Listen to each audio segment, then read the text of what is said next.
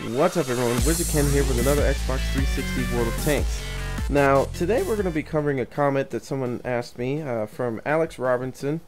He said, if you're familiar with tank destroyers, could you perhaps do a review on the Jag Tiger? Or Jaeger Tiger.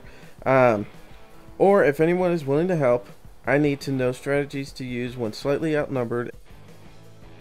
Well, you know what, this one's kind of a hard one to do. One, I don't have a Jag Tiger, I have a Jag Tiger 8.8. They are similar in the body style and everything like that, so we're going to take that out today, me and Roy. You're not going to hear him, he's just going to be driving around and helping me out with this scenario and stuff like that. The next thing is I don't know if the game's going to, turn out bad to where we could show you what we do when the enemy is outnumbering us, or if you get in a really tight pickle. But we're going to do, at least I'm going to explain what we try to do throughout the whole game and how it applies even when you're outnumbered. Remember, with tank destroyers, you're sitting there, you're not a pusher.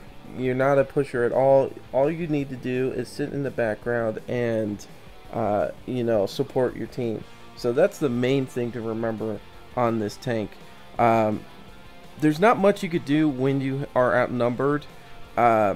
When there's a lot of guys in the distance and you have the view range on them and the distance against them, that's where you're going to succeed in a tank destroyer, especially the Jag Tigers and stuff like that.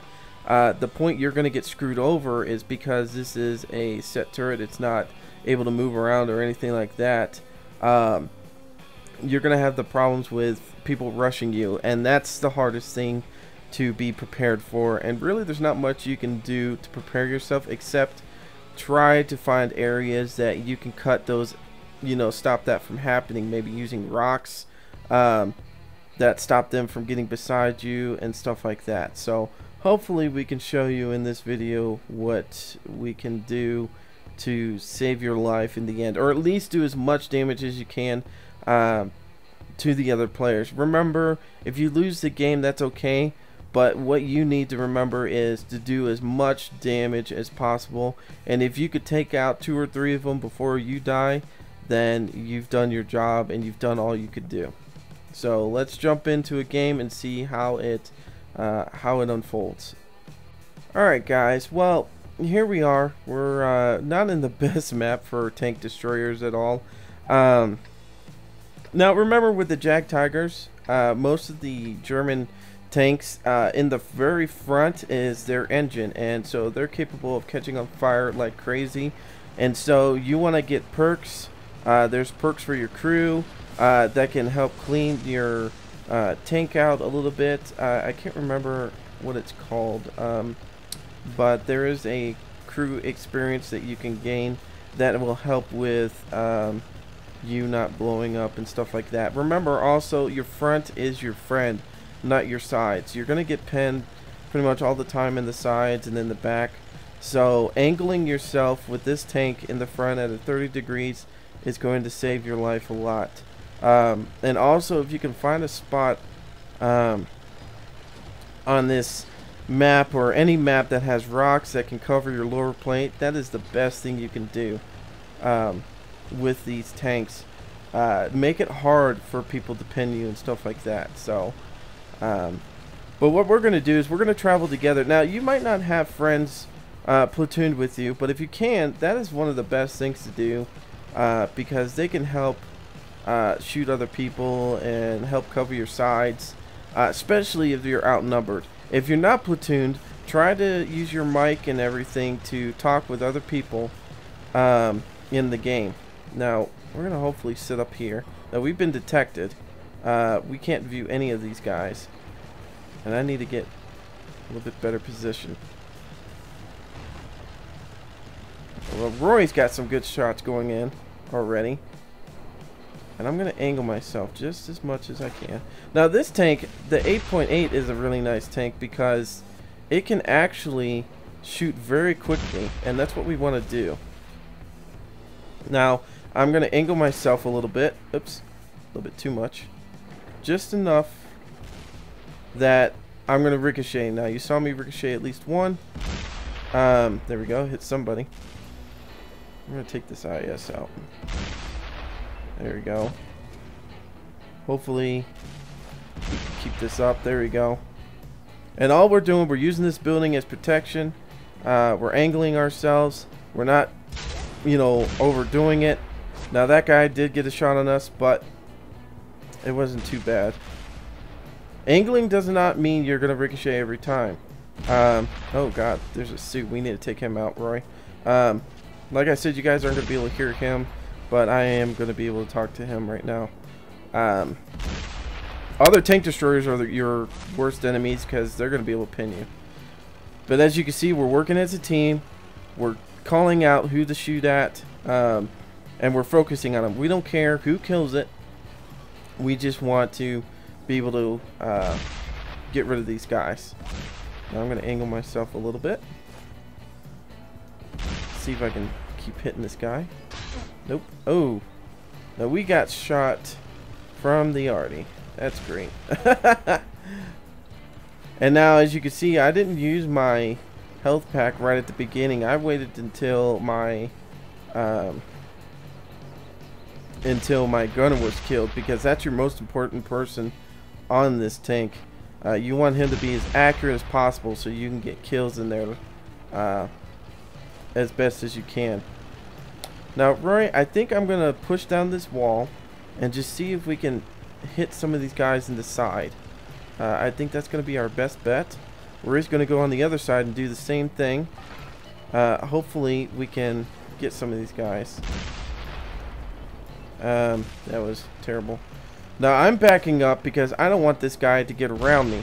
And this is a great scenario that we have right here, that this guy's trying to get around us. And I'm just going to use these buildings to keep myself concealed as much as possible.